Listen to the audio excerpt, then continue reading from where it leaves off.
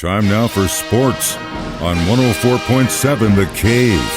Here's Ned Reynolds. Mike, the intern, Ned Reynolds. Thank God it's Friday. Even though it was a short week, it felt like double the time. All right, so the Denver Nuggets still favored after Game 1 of the NBA Finals? They have to be. Won by 104-93 over the Miami Heat last night. It was a competitive game, and Denver really did not play to their fullest capabilities, but they win the game, led virtually the entire way.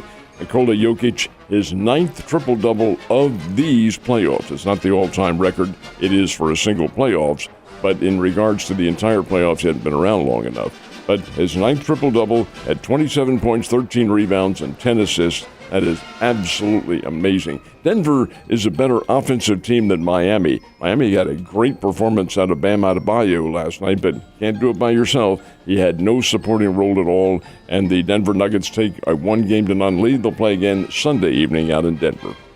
Exciting stuff. I really don't want it to be just 4-out, though. Come on. I don't think it will be. I hope it's not, but after last night, the Nuggets definitely showing why they're in the finals. All right, so the Cardinals and Royals, when do they get back to playing? Tonight, thankfully. They've had 2 days off, and now the Cardinals and Royals are ready to play again. Last time they played each other. Well, this time it'll be the Cardinals playing the Pittsburgh Pirates at PNC Park in Pittsburgh.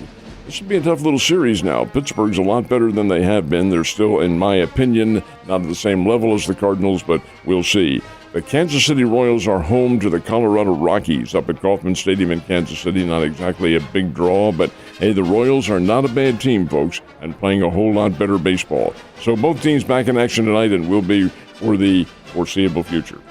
All right, so speaking of getting back to it, Springfield Cardinals, they're still on the road, right? Yeah, they're in Amarillo, Texas. And last night they played the makeup of a suspended game, which was stopped by rain the night before, and then their regular game, and I'll be darned if the Springbirds didn't lose both of them. Ahead in the suspended game, when it was stopped in the 5th inning, head by 7-4, but Amarillo came back to win it 12-8. Okay, the regular game was won by the Amarillo Sod Poodles 3-2, so consecutive losses now for the Springfield Cardinals. They're a better team than this, but hey, you still got to get your whole act together, be it cohesive, and manager LaHare will work on that. Play again tonight, and they end the road series in Amarillo on Sunday, return home to play the Northwest Arkansas Naturals next week. I know you were talking a little bit about possibly going down to Sky Bacon Park in Ozark yesterday. Did you get a chance to make it down there to watch some of the action? Did not get sidetracked, and that's my problem. Well, hold on. Let's put the brakes on here. What happens when Ned? I know what happens when Mike the intern gets sidetracked. What happens when Ned Reynolds gets sidetracked? Well, I have appointments at 11, 1, and 3, and the appointments are my 3 naps that I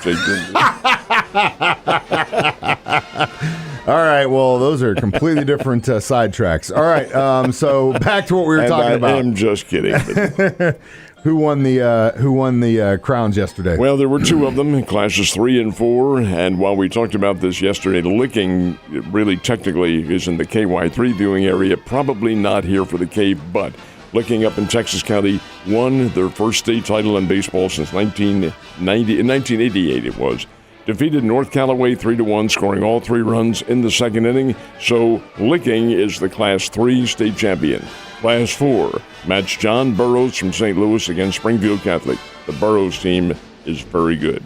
John Burroughs wins the state title 9-4. They did it in the 1st inning with 6 runs off Springfield Catholic. That in and of itself is a surprise because the Irish pitching staff is pretty doggone good.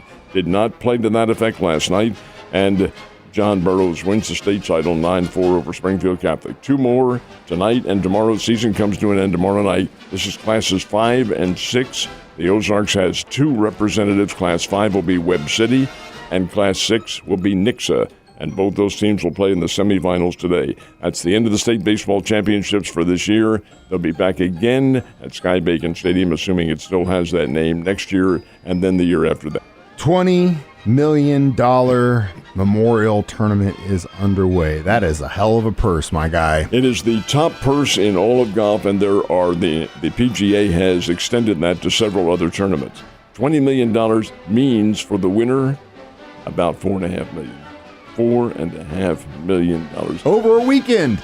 Just a weekend, four rounds of golf. Of course, in this case, you're playing at Jack Nicklaus Country Club, and they call it the Muirfield Village. It's in Dublin, Ohio, and it's a fine course and a great tournament. Of the 50 top-ranked golfers in the world, 38 of them are playing in this competition, but the leader is not one of them. His name is Davis Riley. He's a former Korn Ferry Tour player, has played a couple of years now on the PGA Tour. Not one of the big names, but he shot a 5 under par and leads the field by 1 going into today's round. That's very likely to change, but it is a big opportunity for him.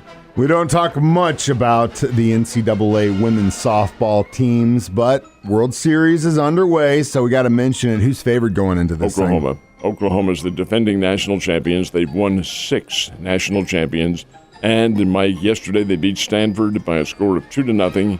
That is Oklahoma's 49th win in a row. Wow. Think about that. That's an all-time record, folks. 49 straight wins in a row. How many games they play in a season?